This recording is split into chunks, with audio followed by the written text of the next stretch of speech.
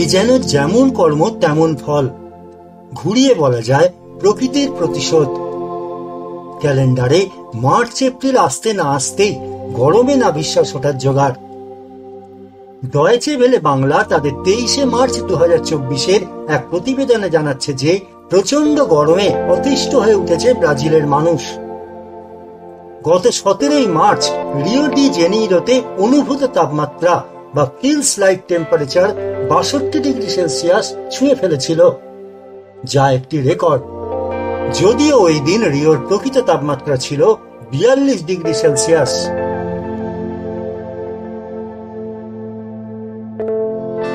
আর প্রচন্ড দাবদাহে ব্রাজিলের মতো পৃথিবীর বিভিন্ন দেশ যখন পুড়ছে, ঠিক সেই সময়েই 2014 থেকে 2023 এই সময়কালকে পৃথিবীর বুকে সর্বকালের সবচেয়ে উষ্ণ দশক বা হটেস্ট ডেকেড বলে ঘোষণা করেছে রাষ্ট্রসংঘ। ndtv.com এই তথ্য দিয়েছে। বিশ্ব আবহাওয়া সংস্থার বার্ষিক স্টেট অব দ্য ক্লাইমেট রিপোর্টে এ তথ্য জানানো হয়েছে।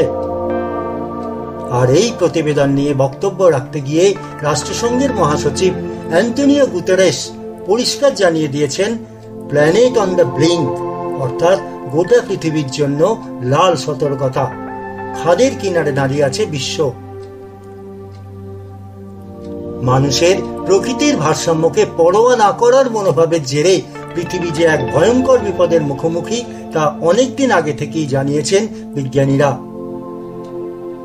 বিশ্ব আবহাওয়া সংস্থা বা WMO জানিয়েছে যে 2015 সালে প্যারিস জলবায়ু চুক্তিতে পৃথিবী পৃষ্ঠের তাপমাত্রা 1.5 ডিগ্রি সেলসিয়াসের মধ্যে বেঁধে রাখার যে ঘোষণা হয়েছিল, আমরা বিপজ্জনকভাবে তার একদম কাছে, এবং তা হলো 1.45 ডিগ্রি সেলসিয়াস।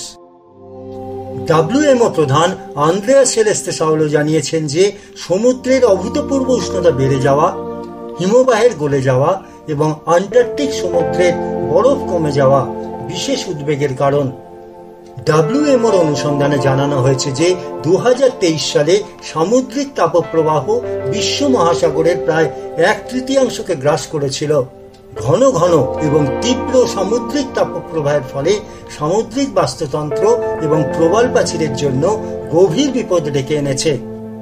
তথ্য বলছে 2014 থেকে 2023 গত এই এক দশকে বিশ্বব্যাপী গড় সমুদ্র পৃষ্ঠের উচ্চতা স্যাটেলাইট রেকর্ডের প্রথম দশকের তুলনায় দ্বিগুণেরও বেশি।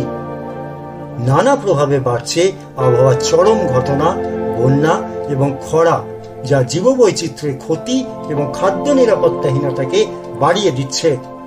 2023 সাল এখনো পর্যন্ত রেকর্ড করা সবচেয়ে উষ্ণ বছর। 2024 সালের তাপমাত্রা কোথায় পৌঁছবে জানা নেই, তবে পৃথিবীকে এই খাদের কিনারা থেকে উদ্ধার করতে পারি আমরাই।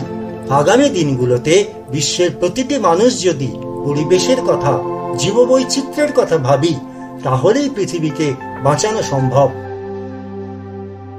খোঁজ খবরে এই ভিডিওটি দেখার জন্য আপনাকে ধন্যবাদ। সমাজ সংস্কৃতি থেকে বিনোদন বা লাইফস্টাইলের নানা বিষয় নিয়ে নানা তথ্য থাকছে খোঁজ খবরের ছোট ছোট ভিডিওতে। যারা এইরকম আরো ভিডিও পেতে চান তারা অবশ্যই আমাদের চ্যানেলটিকে সাবস্ক্রাইব করে রাখুন।